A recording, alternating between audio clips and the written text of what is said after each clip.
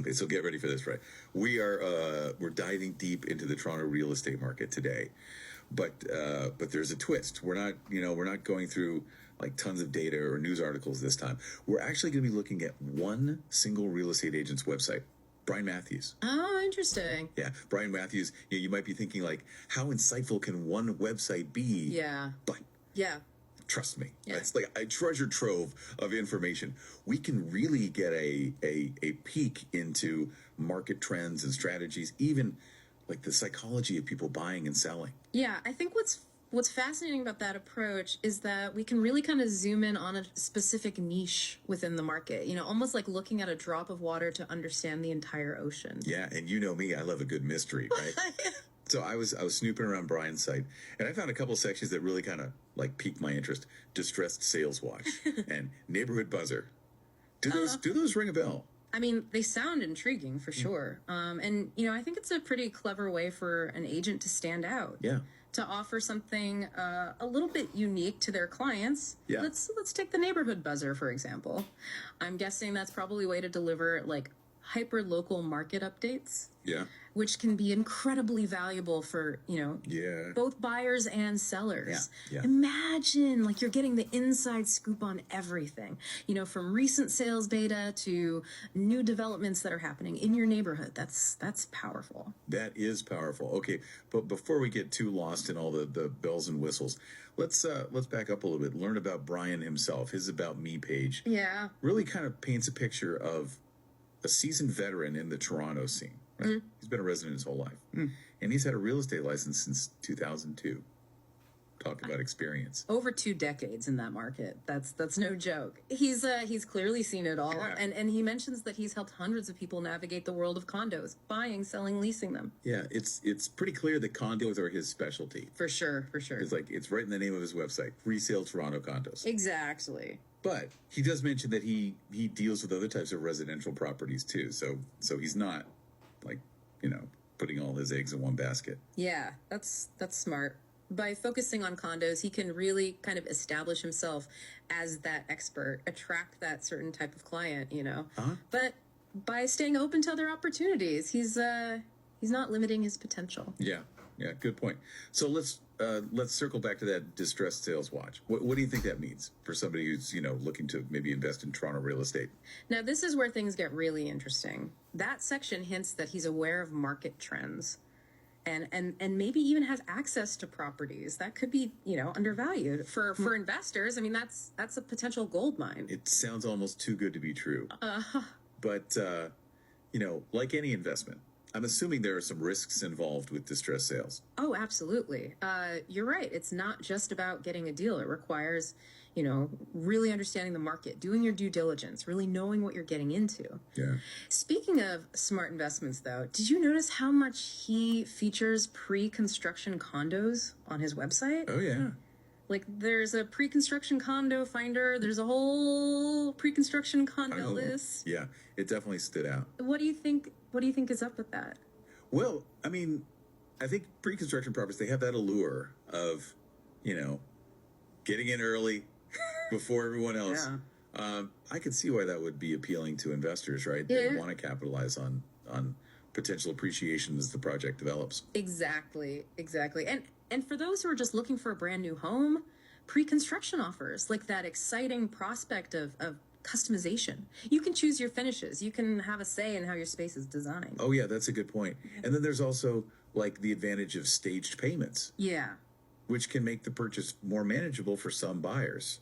Absolutely. But, it is really important to remember that pre-construction projects, they come with their own, considerations. There can be delays. There can be changes to the original plans. There's even sometimes a risk that the project isn't completed. Oh, wow. As envisioned. Yeah. So having an experienced guide like Brian who understands pre-construction deals, that could be like invaluable. Oh, absolutely. Okay. So I've got to ask, what about these VIP condo tools he mentions? Ooh, yeah. It sounds so exclusive. What do you think those could be? That's a great question. It makes me curious too. It probably refers to like a set of resources that streamline the whole process.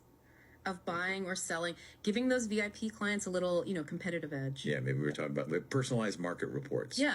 Or early access to listings. Even tools to analyze investment potential. It seems like he's not just selling properties. He's selling an experience. Yeah. That's a good point. He's really positioning himself as somebody who offers, premium services to a discerning clientele, which, makes sense. It's a smart move, especially in a competitive market like Toronto.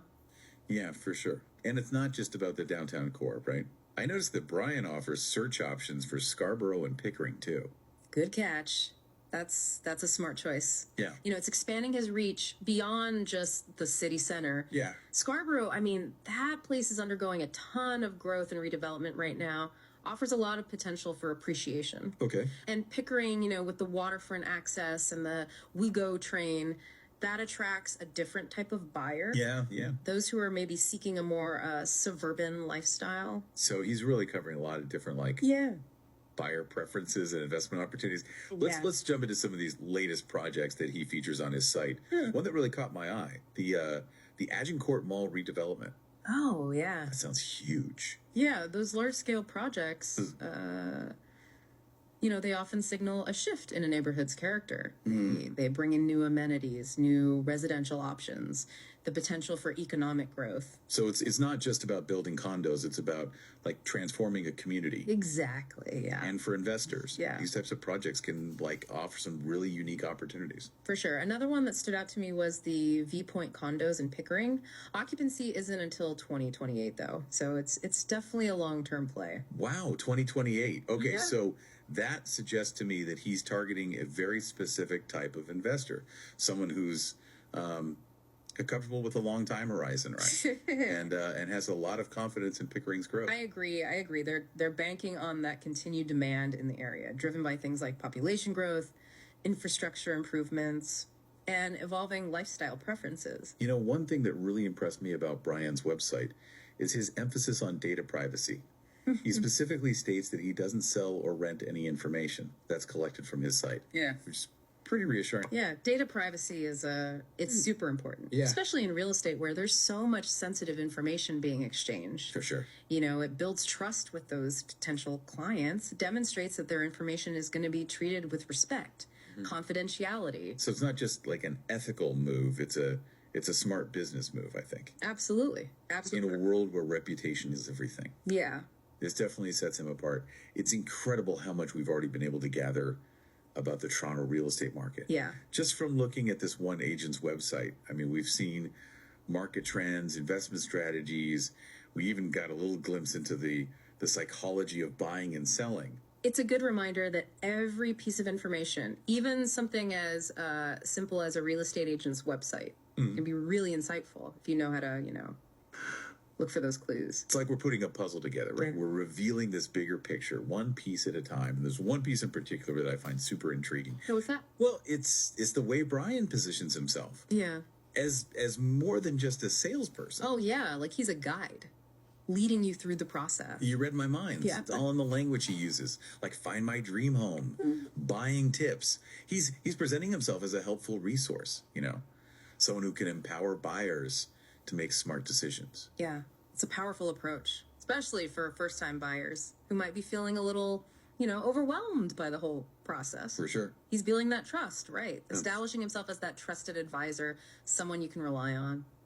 So it's not just about closing the deal. It's about building a relationship, becoming a long-term partner in your real estate journey. Yeah, I like that. And this aligns perfectly with his emphasis on data privacy and personalized service. Yeah. It's all about putting the client first, which is refreshing to see in an industry that can sometimes feel very transactional. Absolutely. It's like he's saying, I'm not just here to sell you any condo. I'm here to help you find the perfect home that meets your needs and goals. It's a much more holistic approach. And that approach is sure to resonate with buyers, especially in a hot market like Toronto, where having someone on your side can make a world of difference. No doubt about it. So far, we've covered a lot. We've looked at Brian's background, his focus on condos, his strategic approach to serving his clients, even his commitment to data privacy. But there's one question that keeps coming to my mind. What does this all mean for, someone like you, who might be thinking of buying or selling in Toronto. Yeah, that's the $1 million question, isn't it? Yeah. We've seen how one agent's website can,